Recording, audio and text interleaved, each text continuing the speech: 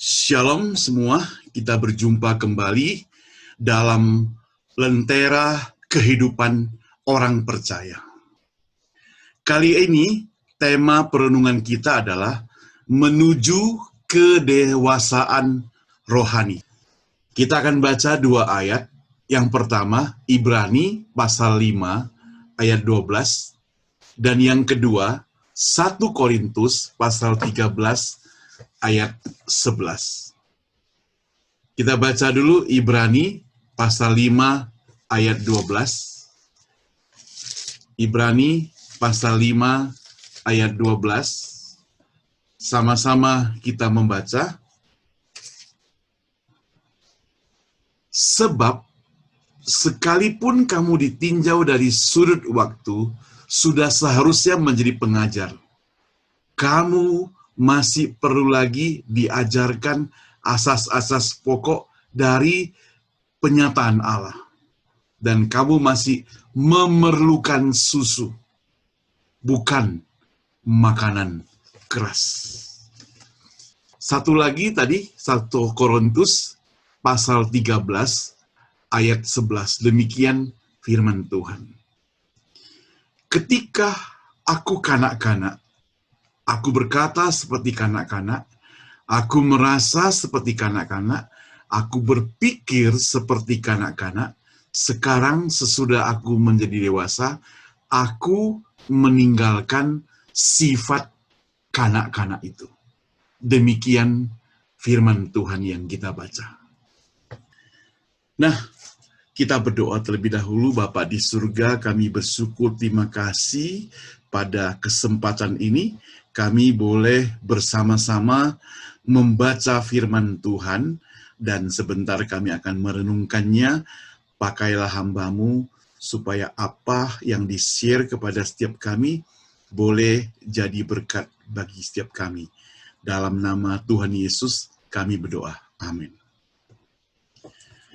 Nah, tema kita adalah menjadi kedewasaan rohani.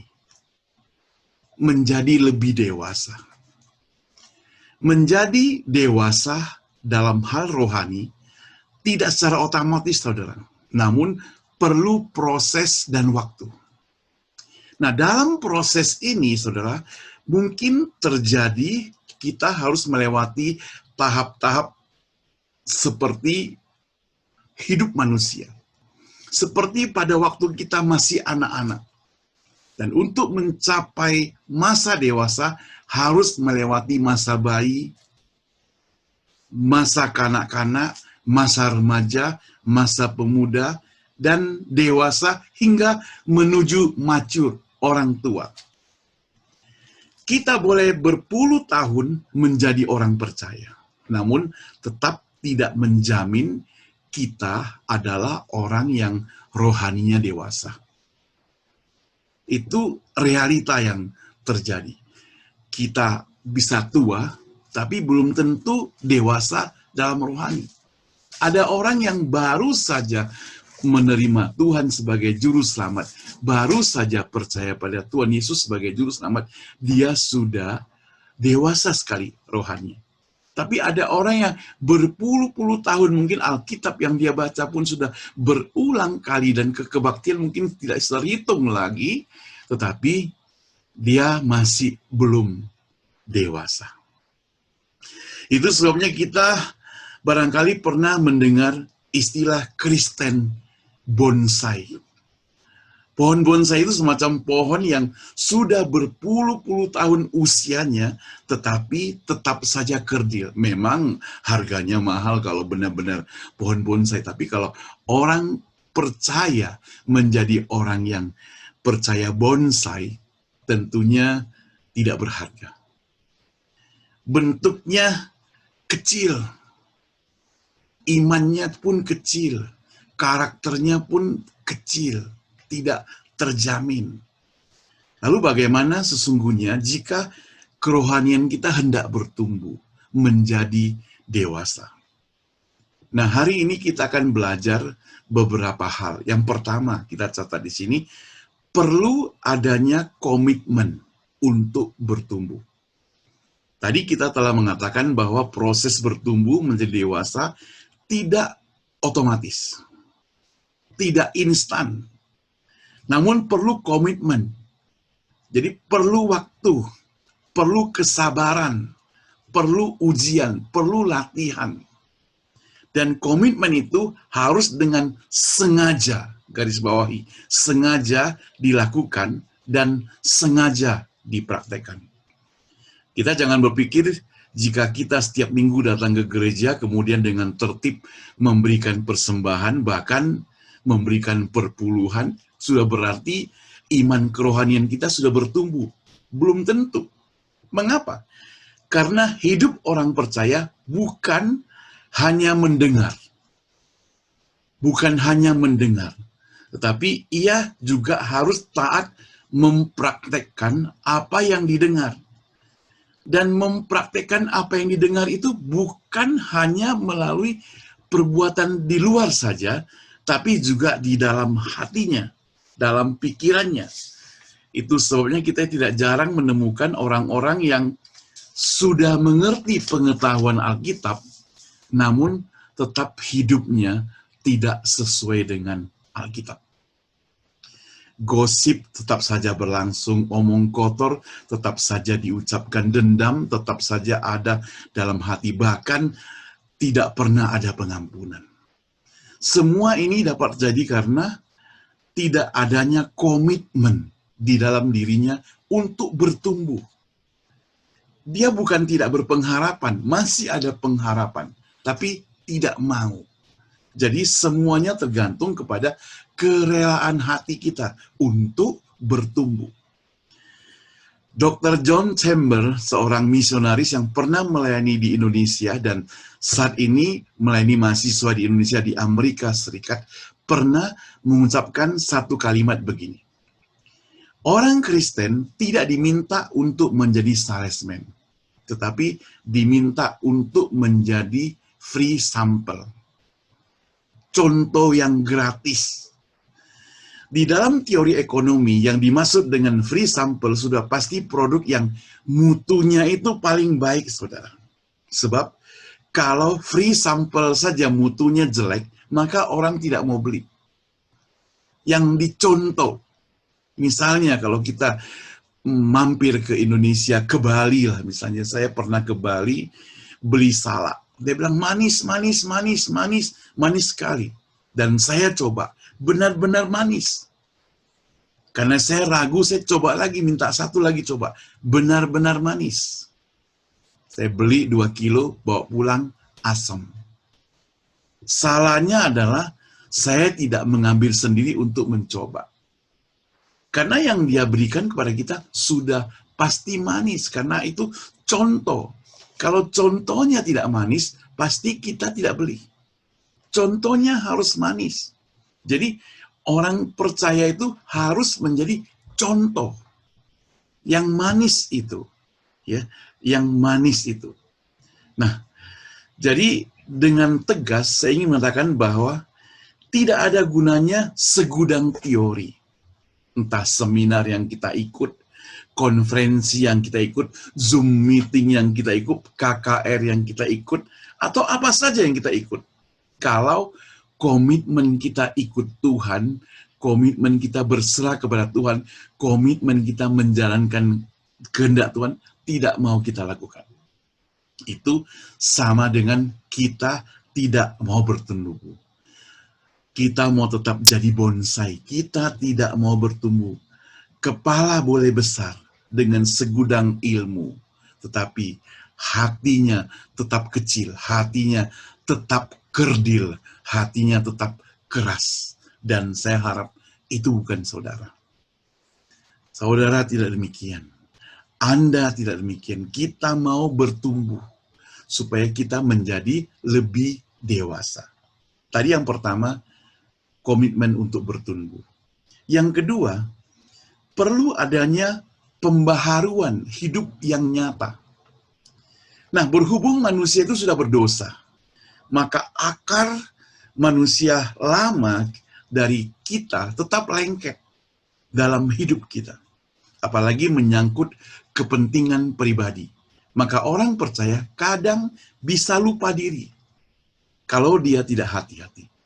Itu sebabnya saudara dan saya yang ada di dalam Kristus pun ya bisa terjadi demikian.